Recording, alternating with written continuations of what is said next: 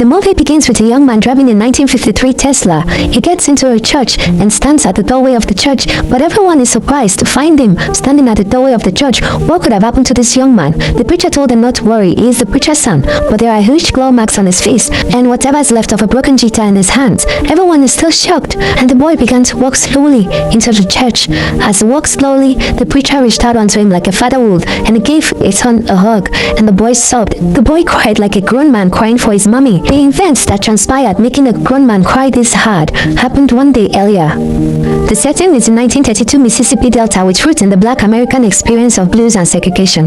The scene begins with the presence of two brothers who are twins, Elijah, also known as Smoke, Elias, also known as Stack. Smoke and Stack arrive back home with ambition. Their goal is a fresh start and the freedom of having something of their own.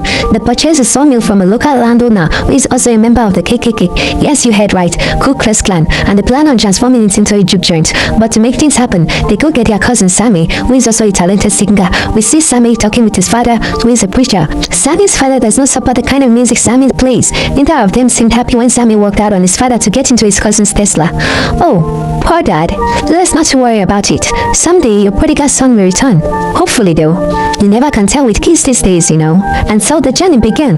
The twins took a ride with Sammy, but along the way they had to stop a little at McDonald's. Ha ha ha ha. Just kidding. But they did stop at the side of the road and decided to show their prowess to Sammy by flexing their muscles on the snake.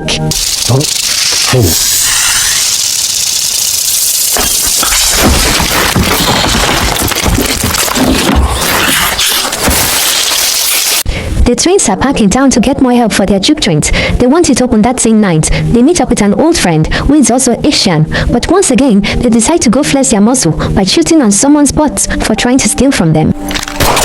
Yeah, play stupid games and win stupid prizes. No surprise about that one. They also go ahead to recruit their old friend's wife, Delta Slim, an older, experienced musician whose eyes have seen more than he cares to admit. They also take Mary. Well, they didn't really take her, she just decided to tag along by herself. It was all her decision. I forgot to mention, Mary and Stark are ex-lovers, and they care deeply about each other. They also go for Comrade and Annie. Annie is the estranged wife of Smoke. Their marriage fell apart due to the loss of their baby. They all took a wonderful ride in the Tesla to where they will be starting the juke joint. Everyone was excited. Even the Asian couples told their daughter goodbye in hope they would return the next day. The work at the juke joint was done so quickly and efficiently that by evening the guests had started coming in. There were a lot of guests. There were also a lot of food and drinks. Delta Slim was playing the piano and everyone was having a good time.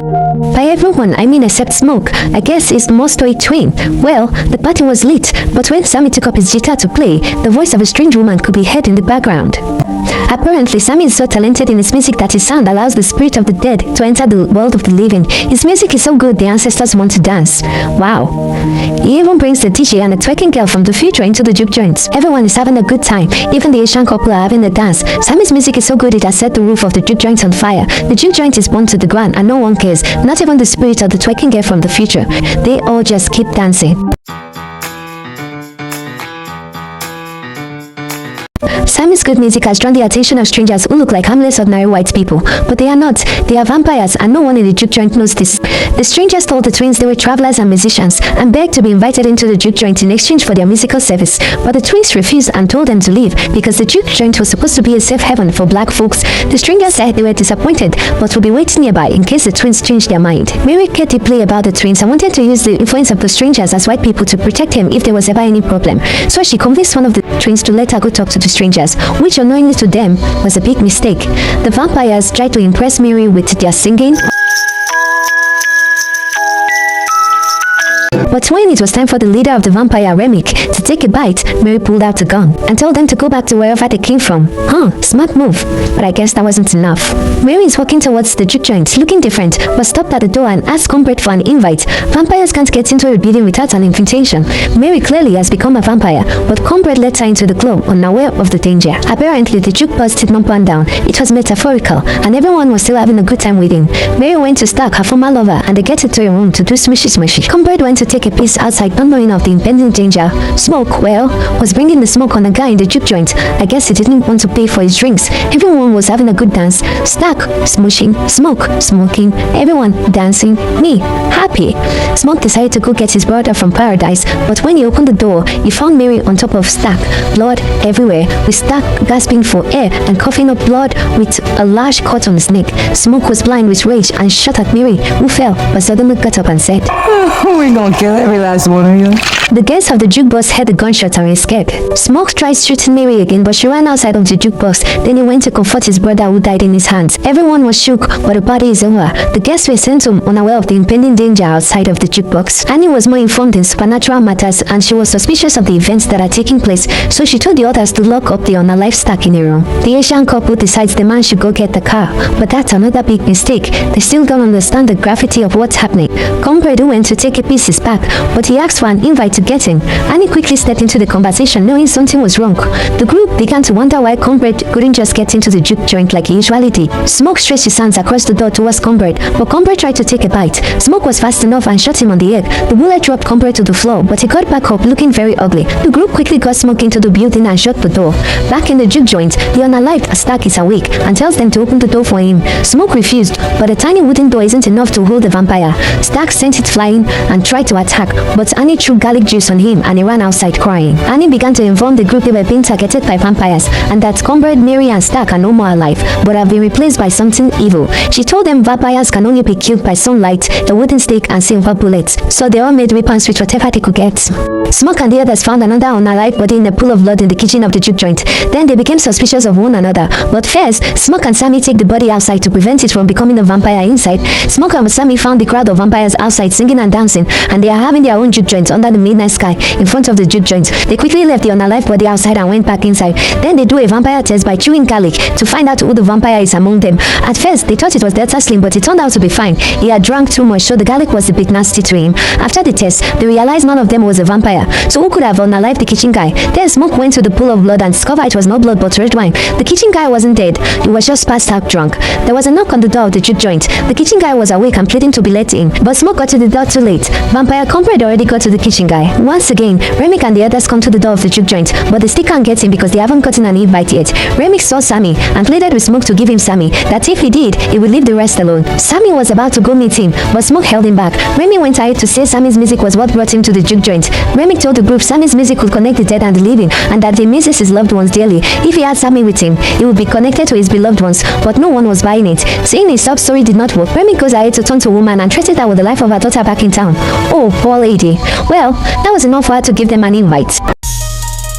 Come on in, you motherfucker.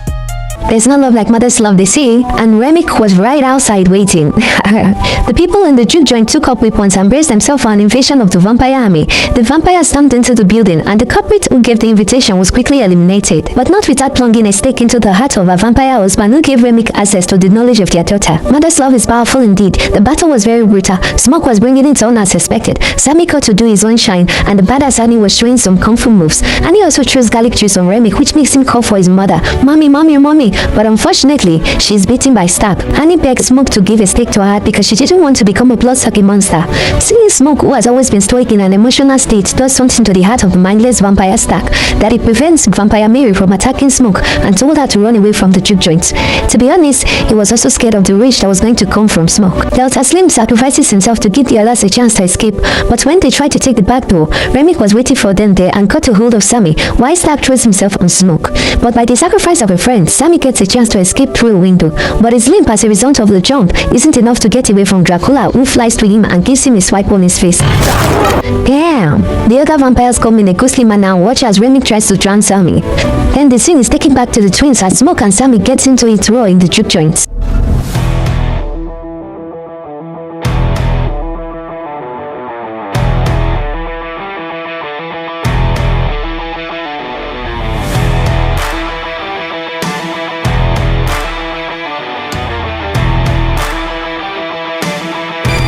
Outside, Remik was giving a little speech to Sammy under his clothes when Sammy decided to feature in The Sound of Music by using the guitar to hit Remik's head.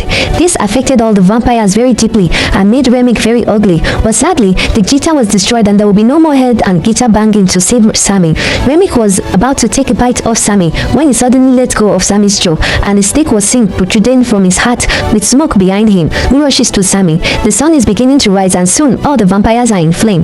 No one could escape, including Remik. The cousin held onto each other as they watched the nightmare come to an end. An event that was supposed to be a beautiful and fun-filled one turned out to be a horrible and traumatic one. Lives of loved ones are lost, and regardless of how many guests that came to the juke joint, only 2 survived to tell the tale. This was clearly not what they had in mind of how they thought the night would go. Smoke is visibly shook and replaying the events of the early hours of the previous day when everybody was still alive and happy. This is so sad. Smoke brings out a box and gets a gun from there. Sammy returns home to his father's church, which turned out to be the scene at the start of the movie. The douchebag KKK landowner returns to the juke joint with his douchebag KKK friends to give the twins trouble, but they don't know Smoke is fresh with rage and is waiting for them. He begins to gun them down one by one till all douchebags are unalive.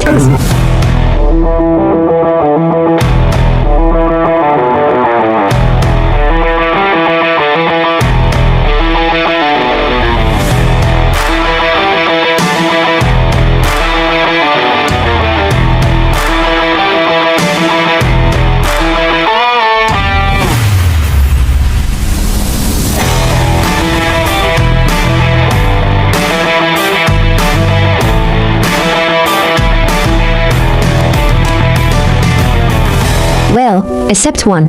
Smoke decided to light a secret and take a smoke, but he falls to the ground because he got shot during the bullets exchange. Smoke sees his dead wife telling him not to get smoke on their baby. They are both dead, but he can see them because he is dying. He reaches out to hold his baby, but is interrupted by the remaining douchebag who is trying to beg for his life. But no, Smoke wasn't having it. Then he reached out again to hold on to his baby. His wife gave his baby to him, and well, I guess they lived happily ever after. Next, we see an older musician singing on the stage. Claw marks can be seen on his face, indicating this is Sammy, who have aged many years later. The aged Sammy was taking a drink when he was surprised to see Vampire Mary and Vampire Stark. Turns out, Stark got Mary to leave the fight and go hide when Annie was unalive. Also turned that none of the twins could hurt each other. Not even Vampire Stark could break that twin lip bond. Blood is thicker than water, I guess. Vampire Stark told older Sammy he let him alone all these years because his brother made him promise to never hurt or go after him. Vampire Stark goes ahead to say he misses the real music and asks old Sam to play for him one more time. Sammy did. When Sammy began to play, Stark could remember the good old times when life was still free. Stark was so impressed he gave Sammy a generous tip and a Papa Bear hug. But when they turned to leave, Sammy had something to say. Maybe once a week I wake up paralyzed, believing that night. But before the sun went down, I think that was the best day of my life. Was it like that for you? Stark goes on to say he feels the same, because that was the last time he was truly free. The last time he saw the sun. The last time he saw his brother. He put on his sunglasses and walked out of the bar, leaving old Sammy to smile to himself.